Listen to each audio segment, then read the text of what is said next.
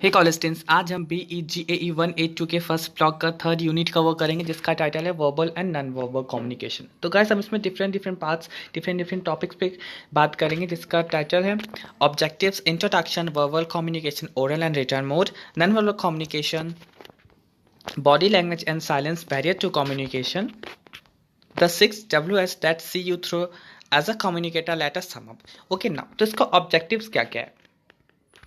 Communication को और अच्छे से समझेंगे, वर्बल कम्युनिकेशन को समझेंगे एंड उसके ओरल एंड रिटन मोड्स को जानेंगे, नॉन वर्बल कम्युनिकेशन को समझेंगे, sign, symbol, gesture, body language को समझेंगे एंड जो कुछ बैरियर्स है कम्युनिकेशन के लिए हम उस पर डिस्कस करेंगे।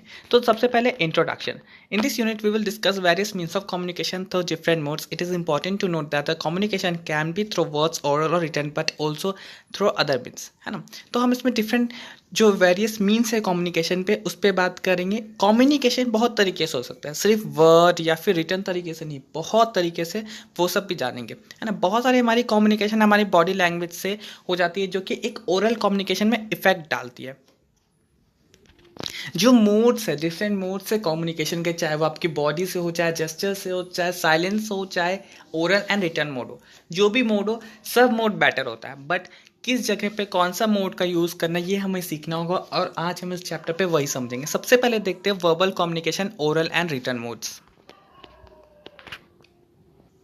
अगर हम नॉर्मली समझे तो अगर हम ये वर्ड यूज़ करें कम्युनिकेशन, तो नॉर्मली लोग वर्बल कम्युनिकेशन ही समझते हैं जिसमें हम बात बोलते हैं, हम वर्ड्स का यूज़ करते हैं, बट ऐसा है नहीं।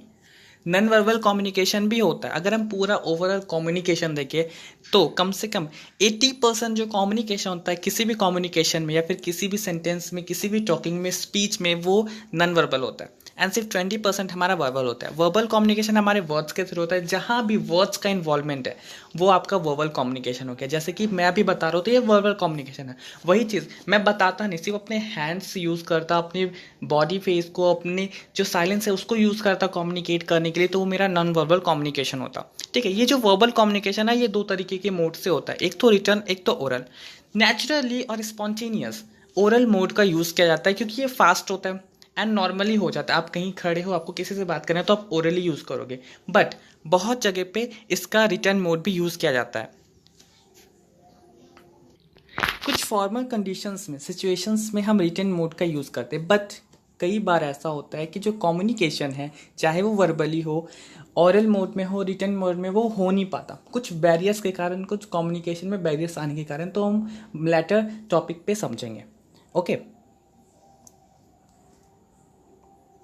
तो ये बहुत इंपॉर्टेंट है ये समझना कि कहाँ पे हमें किस तरीके का कम्युनिकेशन, किस मोड का कम्युनिकेशन यूज़ करना है। ओके, तो सबसे पहले देखते हैं कि कहाँ पे हम ओरल मोड यूज़ करेंगे कम्युनिकेशन के लिए। फर्स्ट पॉइंट है पर्सनल ऑथेंटिकेशन, जहाँ पे आपको खुद से कोई चीज़ स्पेसिफाई करनी होगी, इन्वेस्टिगेट करनी होगी, बात करनी होगी, तो उस जगह में आपको ओरल मोड का यूज़ करना पड़ेगा। फॉर एग्जाम्पल, जब कोई बॉस अपनी सेक्रेटरी से बात कर रहा हो या फिर कोई जर्नलिस्ट अपनी सोर्स से बात कर रहा हो तो।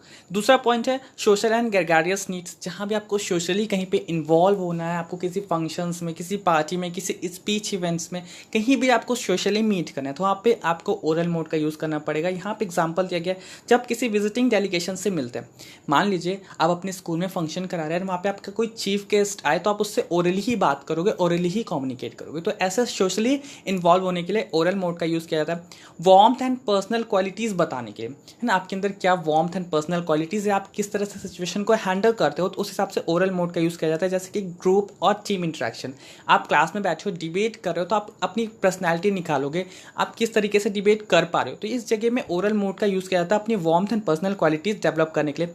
एग्जैक्टिट्यूड, precision are not vitally important, जहाँ पे एग्जैक्टिट्यूड एंड प्रिसिशन इंपॉर्टेंट नहीं है ज़्यादा, वहाँ पे ओरल मोड का यूज़ किया जाता है। फॉर एग्जाम्पल, नॉर्मली आप कोई चीज़ समझा रहे हो, एक्सप्लेन करो, जस्ट लाइक मैं अभी आपको एक्सप्लेन करो, एक फुल सेंटेंस नहीं बोल रहा, लेकिन मैं डिफरेंट डिफरेंट सेंटेंसेस का, डिफरेंट डिफरेंट वर्ड्स का यूज़ कर रहा हूँ आपको चीज़ों को एक्सप्लेन करने के लिए, समझाने के लिए। तो यहाँ पे मैं एक ओरल मोड का यूज़ कर रहा हूँ। यहाँ पे एक प्रिसिशन इन्वॉल्वमेंट है क्या, अगर मैं इसी को, जैसे कि बुक, ये जो बुक में लिखा है ये एकदम प्रिसिज लिखा हुआ है, ठीक है, जो इंपॉर्टेंट पॉइंट है वो लिखा हुआ है, बट मैं इसको एकदम एक्सप्लेन कर रहा हूँ डिफरेंट डिफरेंट सेंटेंसेस में, तो मैं ओरल मोड का यूज़ कर रहा हूँ, जहाँ पे प्रिसिशन ज़्यादा इंपॉर्टेंट नहीं हूँ, ठीक है ना, तो वहाँ पे ओरल मोड का यूज़ किया जाता है। बहुत सारे सिचुएशन ऐसे होते हैं जहाँ पे अंडरस्टैंडिंग की ज़रूरत पड़ती है।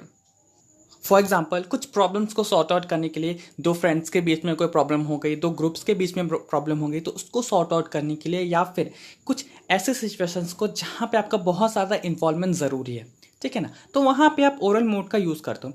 एक ऐसा एटमोसफेयर ओपननेस का, हाँ, जहाँ पे सब चीज़ खुली हो, है ना, कोई किसी का एनिमी नहीं हो, दुश्मन नहीं हो, सब एक दूसरे से फ्रेंडली बिहेव करते हो, सब चीज़ ओपन हो, है ना, कुछ भी छुपा हुआ नहीं हो, तो वहाँ पे हम ओरली मोड का यूज़ करते हैं। जैसे कि नॉर्मली अगर आप किसी फैक्ट्री गए होंगे, ओके, तो वहाँ पे जो बॉस होता है या फिर जो मैनेजमेंट होता है वो नॉर्मली वर्कर से बात करता है, एकदम ओपन एटमॉस्फेयर में, कोई कुछ छुपा हुआ नहीं है ना, कुछ भी इधर उधर दवा बनी है, इधर उधर की बातें नहीं, नॉर्मली ओपन एटमॉस्फेयर में जो बात होती है। तो ऐसे जो ओपन एटमॉस्फेयर में बात की जाती है या फिर जो फ्रीली बात की जाती है, वहाँ पे हम ओरल मोड का यूज़ करते हैं, है ना, किसी चीज़ पे इम्पैक्ट डालने के लिए या फिर किसी रिसीवर के फोकस पे इम्पैक्ट डालने के लिए। रिसीवर के फोकस पे इम्पैक्ट का मतलब, आप अगर कुछ सेंटेंस बोल रहे हो तो आपको उसका इंस्टेंट रिप्लाई चाहिए या फिर आपको उसका रिप्लाई इमीडिएटली चाहिए, तो आप वहाँ पे ओरल मोड का यूज़ करोगे। फॉर एग्जाम्पल, आप अगर किसी को हाय बोले हो, सामने से आप फेस टू फेस खड़े हो, उसको हाय बोलो तो वो तुरंत आपको रिप्लाई देगा। बट अगर आप टेक्स्ट में किसी को हाय बोलोगे तो आप, अगर वो पर्सन बिजी होगा तो वो उसको इग्नोर मार देगा, है ना। लेकिन अगर आप फेस टू फेस रहोगे तो आपको इमीडिएटली हाई रिप्लाई करेगा। तो आपको किसी चीज़ का जब इमीडिएट रिप्लाई चाहिए, है ना, या फिर किसी पे इम्पैक्ट डालना हो, तो आप ओरल मोड का यूज़ करते हो। जहाँ पे डिसीजंस और इन्फॉर्मेशन को तुरंत कम्युनिकेट किया जाए, वहाँ पे भी ओरल मोड का यूज़ किया जाता है। फॉर एग्जांपल, ऑफिसर अगर किसी एपिडेमिक पे, किसी इंपॉर्टेंट सिचुएशंस पे, है ना, कोई ऑर्डर ले रहा है, कोई ऑर्डर इश्यू कर रहा है, तो वहाँ पे वो ओरल मोड का यूज़ करेगा। फॉर एग्जांपल, अर्थक्वेक आ गई, अचानक से बाढ़ आ गई, तो वो तुरंत में न्यूज़ में आ जाता है कि जो गवर्नर है, जो चीफ मिनिस्टर है, या फिर जो हमारे विधायक है, उन्होंने ये प्रिवेंटिव मेजर्स लिया, ठीक है। तो इस तरीके का जो मोड है वो ओरल मोड में हम यूज़ करते हैं, जहाँ पे बात को कॉन्फिडेंशियल रखा जाए, है ना, एक प्राइवेसी क्रिएट की जाए, जहाँ पे बात को किसी लोगों के बीच में ही रखा जाए, वहाँ पे ओरल मोड का यूज़ करते हैं। मान लो, ठीक है, एक फ़नी सा एग्जांपल दे रहा हूँ, है ना, आप लड़के हो, ठीक है, आप अपनी गर्लफ्रेंड को लव लेटर लिखे, हाँ, अगर उसके घर में वो लव लेटर पता चल गया तो इमेजिन करो क्या होगा आपके साथ और उसके साथ। बट अगर आप किसी गर्लफ्रेंड को या फिर अपनी गर्लफ्रेंड को आप ओरली कोई चीज़ बोलोगे, तो सिर्फ आप दोनों के बीच में रहेगा, कोई तीसरा जानने वाला है क्या, या फिर कोई तीसरा अगर जान भी गया तो कोई प्रूफ है क्या। तो कहने का सेंस बस इतना सा है कि जहाँ पे बात कॉन्फिडेंशियल हो, है ना, एकदम प्राइवेसी जहाँ पे नीडेड हो, वहाँ पे हम ओरल मोड का यूज़ करते हैं। तो इस तरीके की बहुत सारे ऐसे जगह हैं जहाँ पे हम ओरल मोड का यूज़ करते हैं। अब देखते हैं हम रिटन मोड का यूज़ कहाँ कहाँ करते हैं। जहाँ पे हम इंफॉर्मेशन को स्टोर करके रखते हैं बाद के यूज़ के लिए, वहाँ पे हम रिटर्न मोड का यूज़ करते हैं। जैसे कि ऑफिशियल रिकॉर्ड्स, ओके, जहाँ पे कोई आइडिया का वैलिड होना एंड रिलायबल होना ज़रूरी है, वहाँ पे हम रिटर्न मोड का यूज़ करते हैं। जैसे कि अगर हमें कोई डिसीजन लेना है ग्रुप में एंड उस डिसीजन को हमें यूज़ में लाना है, काम में करना है, तो हम उसको एक रिटर्न मोड में डालेंगे भाई, कि हाँ, इस तरीके से हमें काम करना है, ये एकदम रिटर्न मोड पूरा आइडिया बन गया है, अब हम इस तरीके से काम कर सकते हैं। बट सोचो, अगर वही इंसान सिर्फ माइंड में वो चीज़ को सोच करके या किसी को ओरली बोल दे कि हाँ मैं ऐसे ऐसे करूँगा, वैसे वैसे करूँगा, ये हमारे पूरे कंपनी का सेटअप है, तो क्या कोई समझेगा? नहीं। हमें उस चीज़ को एक रिटर्न मोड में बताना होगा। तो जहाँ पे आइडिया का रिलायबल होना, वैलिड होना इंपॉर्टेंट है, वहाँ पे हम रिटर्न मोड का यूज़ कर सकते हैं। वेरिफिकेशन एंड ऑथेंटिकेशन होना बहुत ज़रूरी है आइडिया का, तब वहाँ पे रिटर्न मोड का यूज़ किया जाएगा। फॉर एग्जांपल, अगर कोई बंदा है, ऑफिस का बंदा है, उससे अपने कंपनी के नए प्रोडक्ट्स के बारे में कुछ जो नए अकाउंट्स है वो बताने, ठीक है, तो वो क्या करेगा, एक रिटर्न मोड का यूज़ लेगा, वो वेरीफाई करेगा पूरी चीज़ को, वेरिफिकेशन के साथ बताएगा, ऑथेंटिकेशन के साथ बताएगा, तब लोग उसकी बात को सुनेंगे, ठीक है। अगर वो ऐसा नहीं करे, कुछ भी ऐसे वैसे कुछ भी बता दे, तो उसको बॉस सबसे पहले डांटेगा, भाई तू क्या कर रहा है, तू ढंग से बता, किसी चीज़ को वेरीफाई कर। या फिर अगर मान लो, हाँ, हम अगर स्कूल में स्पीच दे रहे हैं, हमें स्पीच देना है तुलसीदास जी पे, हम कबीर दास जी के बारे में बता रहे, तो ये क्या है, हम कुछ भी बता रहे, हम एक चीज़ को वेरीफाई करके नहीं समझा रहे। तो जहाँ पे वेरिफिकेशन, ऑथेंटिकेशन आइडिया का होना बहुत ज़रूरी है, वहाँ पे हम रिटर्न मोड का यूज़ करते हैं, ठीक है। एक ऑब्जेक्टिव रेफरेंस देने के लिए रिटर्न मोड का यूज़ कर सकते हैं। जैसे कि मैंने बहुत सारी डेफिनेशन में ये बताया कि ये डेफिनेशन मैंने विकीपीडिया से ली है, ये डेफिनेशन मैंने कैम्ब्रिज डिक्शनरी से ली है, तो हम इस चीज़ को एक रेफरेंस दे रहे हैं, है ना, वो रेफरेंस रिटर्न में लिखा हुआ है। बहुत बार ऐसी होती है ना कि आपको कोई बोले, भाई पहले जा रिटर्न में लिखवा के आ, आपको स्कूल से छुट्टी लेनी है, कॉलेज से छुट्टी लेनी है, तो आप प्रिंसिपल से या फिर अपने टीचर से रिटर्न में उसे लिखवाते हो। तो जहाँ पे ऑब्जेक्टिव रेफरेंस होना ज़रूरी है, वहाँ पे रिटर्न मोड का यूज़ किया जाता है, ठीक है। रिटर्न कम्युनिकेशन सप्लीमेंट करता है ओरल कम्युनिकेशन को। कोई भी ओरल कम्युनिकेशन है वो अधूरा है, ठीक है। अगर आप उसको पूरी तरीके से एक रिटर्न कम्युनिकेशन के साथ करोगे तो वो एक कंप्लीट हो जाएगा, या फिर बोला जाए रिटर्न कम्युनिकेशन एक सपोर्ट करता है, बैक सपोर्ट करता है ओरल कम्युनिकेशन को। ओके, जहाँ पे क्रूशियल डिसीजंस लेने पड़े, जहाँ पे कुछ क्रूशियल एक्शंस लेने पड़े, वहाँ पे हमें रिटर्न मोड का यूज़ करना पड़ता है। फॉर एग्जांपल, आपको अपने स्कूल में एक स्पीच कंपटीशन करवाना है या कॉलेज में एक डांसिंग प्रोग्राम करवाना है, तो आपको पहले उस रिटर्न में आपको अपने प्रिंसिपल से वो लाना पड़ेगा, है ना। बोलते हैं ना, पहले जाओ भाई प्रिंसिपल से रिटर्न में लेके आओ तब हम ये करवाने देंगे। तो यहाँ पे क्या है, कोई भी डिसीजन लेना हो, कुछ भी एक्शन लेना हो, तो आपको उस रिटर्न मोड का यूज़ करना पड़ता है। कोई भी प्लान्स के लिए, कोई भी प्रपोजल के लिए रिटर्न मोड का यूज़ करना पड़ता है। जहाँ पे कोई भी इंफॉर्मेशन का या फिर बोला जाए कोई भी आइडियाज़ का रिव्यू करना एंड रिकंसिडरेशन करना वो ज़रूरी हो, तो वहाँ पे हम रिटर्न कम्युनिकेशन का यूज़ करते हैं। फॉर एग्जांपल, आपने एक प्लान्स बना लिया, एक गोल बना लिया, अपने पूरे वीकेंड का एक गोल बना लिया एंड आप उस पर काम कर रहे हो, तो अगर आप उसको सिर्फ माइंड में करके छोड़ दोगे या फिर सिर्फ बोल के छोड़ दोगे तो वो आप भूल सकते हो।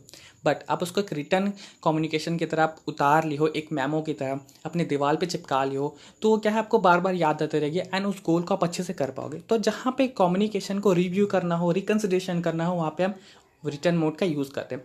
जहाँ पे पर्सनल प्रेजेंस उतना ज़्यादा रिक्वायर्ड नहीं है। फॉर एग्जाम्पल, आप अपने ऑफिस के बॉस हो एंड वहाँ पे आपको सर्कुलेट करना है हॉलीडेज़ के बारे में, है ना। फॉर एग्जाम्पल, 2 दिन के बाद भाई छुट्टी है, तो आपको उसको पूरे ऑफिस में सर्कुलेट करना है। आप एक मेमो तैयार कर लिया, आप एक कार्ड तैयार कर लिया, हम पूरे ऑफिस में उसको बंटवा दिया, फिर पूरे ऑफिस में उसको फैलवा दी, तो सबको पता चल जाएगा कि भाई 2 दिन बाद छुट्टी है। तो ये क्या है, जहाँ पे आपका पर्सनल प्रेजेंस उतना इंपॉर्टेंट नहीं रखे, जहाँ पे आपको चीज़ों को सबको में बताया जाए, या फिर जहाँ पे आपको चीज़ों को सब में बांटना हो, सब में बताना हो, तो वहाँ पे आप रिटर्न मोड का यूज़ करते हो।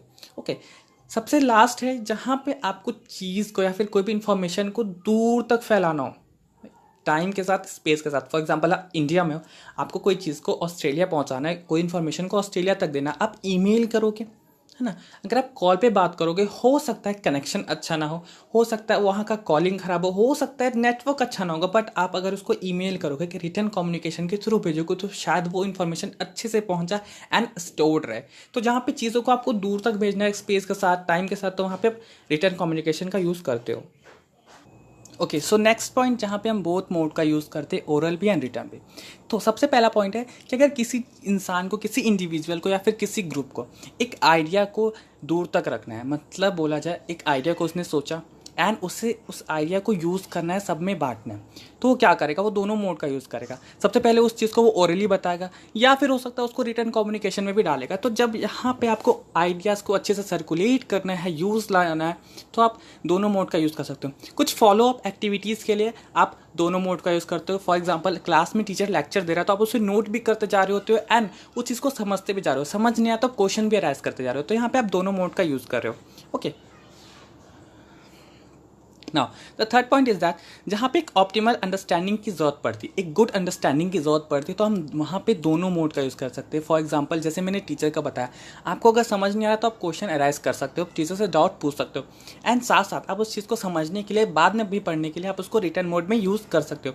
तो यहाँ पे क्या है, दोनों मोड का यूज़ हो रहा है। जहाँ पे आपको चीज़ों को क्लैरिफाई करना हो, इम्पैक्ट डालना हो, तो वहाँ पे आप दोनों मोड का यूज़ कर सकते हो। फॉर एग्जांपल, एक पर्सन है, उसने नया प्रोडक्ट लॉन्च किया है मार्केट में, तो बहुत सारे एड्स भी आते हैं, आपने देखा होगा टीवी पे, जैसे माजा का ऐड आ गया, जिलेट गार्ड का ऐड आ गया, तो बहुत सारे एड्स आते हैं टीवी पे। तो क्या कर रहा है वो उस कंपनी ने, है ना, रिटर्न मोड का भी यूज़ लिया है एंड ओरल मोड का भी यूज़ लिया है अपने प्रोडक्ट को फैलाने के लिए, बताने के लिए। ओके, नाउ जहाँ पे एक प्रेजेंटेशन एक्सप्लोरेटरी है, या फिर बोला जाए एक आइडिया एक्सप्लोरेटरी है, लोग नई नई आइडियाज़ निकाल रहे हैं, नए नए आइडियाज़ के बारे में सोच रहे हैं, है ना। एक ग्रुप मीटिंग बैठी है, वहाँ पे किसी चीज़ पे डिस्कशन चल रही है, तो लोग अपने अपने आइडियाज़ दे रहे हैं, अपनी अपनी बात रख रहे हैं, तो वहाँ पे ओरल मोड, रिटर्न मोड दोनों का यूज़ किया जाता है। जहाँ पे एक ऑडियंस की पार्टिसिपेशन की ज़रूरत पड़ती है ना। एक नए बिल्डिंग का प्रोजेक्ट चल रहा है सिटी में, वहाँ पे आपको उस जगह के आसपास के बारे में, सोसाइटी के आसपास के बारे में पता होना चाहिए, वहाँ के लोगों के बारे में पता होना चाहिए। मतलब सिंपल सा बताया जाए तो एक प्रोजेक्ट जहाँ पे आपको